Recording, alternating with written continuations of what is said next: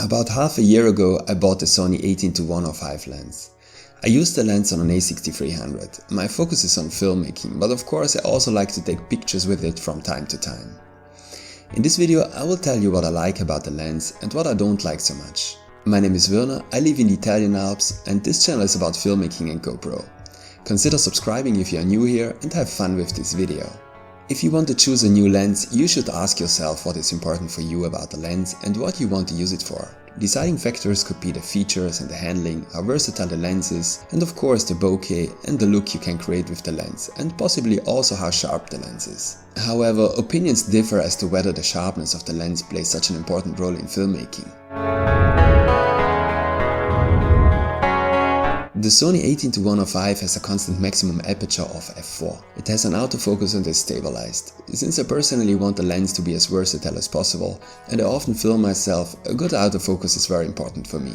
And in fact, the autofocus of the 18-105 works perfectly and it has rarely let me down so far. This is of course due to the very good continuous autofocus of the camera, which normally works very well with all Sony E-Mount lenses. At the same time, I can add that the focus is completely silent, so if the focus changes during recording, you won't hear it. If you want to focus manually, you should know that the camera has a focus by wire. Basically this means that the focus is shifted quickly or slowly depending on how fast you turn the focus ring.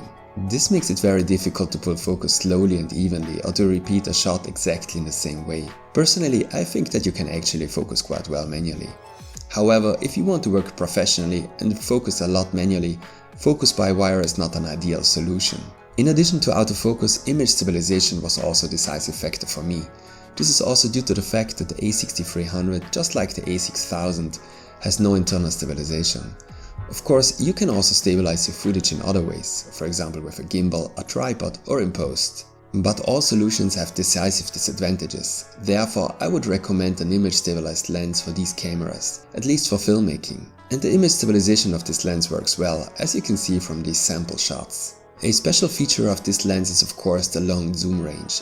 80mm is enough for a typical wide landscape shot or an establishing shot, and with up to 105mm you cover a large area. You can experiment with different compositions and also shoot nice close-ups of people. You can take images with it that you would simply not always be able to take with a prime lens in this form. Especially if you're traveling and you are not in a controlled environment, this is a great advantage. In combination with the clear image zoom of the camera, you get a total of about 210mm. At the same time, you have to add that the camera has powered zoom.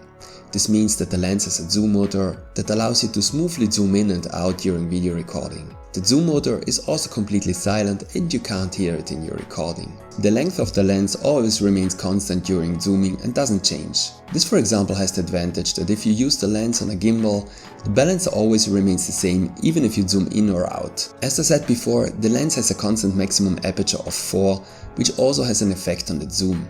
You can zoom in and out while filming without changing your exposure settings. Even if you want to change the focal length quickly between two shots, you don't have to adjust exposure. In summary, the lens has all the features a perfect zoom lens should have for filming. What do I miss about the lens? With a constant maximum aperture of 4, the lens is not very fast. In other words, if you want to film a lot indoors or generally a lot in low light conditions, then it's certainly not the ideal tool. The minimum focus distance of the lens is also not great. It is 1.48 on the wide side and 3.12 on the telephoto side. The lens is therefore not suitable if you need to get physically close to objects. Even the kit lens is much better positioned here. The lens feels very high quality, even though it's mostly made of plastic. In my opinion, the biggest disadvantage of this lens is its size. It's not surprising that a lens with this zoom range and a constant aperture of 4 has this size. Optical quality of course requires a certain size. The whole thing becomes problematic only in combination with the very small body of a Sony A6300 or A6000. You must be aware of this when you buy this lens. You completely lose the size advantage of the mirrorless APS-C system.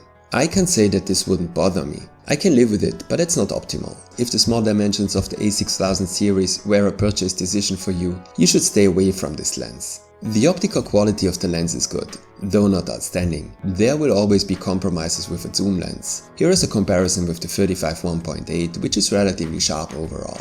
For video, I think the lens is sufficiently sharp. Much more important should be the question how the bokeh looks like and what look you can create with the lens.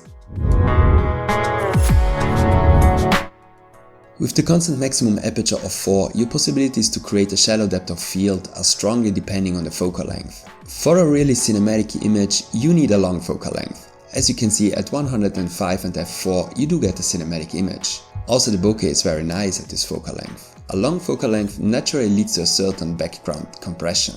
The image frame in the background decreases in size and objects move closer. With a focal length of 80mm, your possibilities to create a shallow depth of field with f4 are rather limited.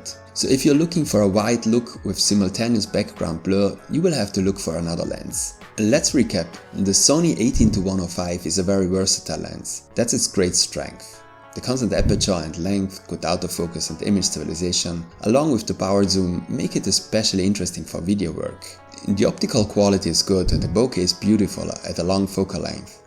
The biggest disadvantage of this lens is its size. This is not surprising considering the long zoom range and the constant aperture. But of course, you lose all the size and weight advantages of the Sony A6000 series. You need to be aware of that. I hope the video was interesting for you.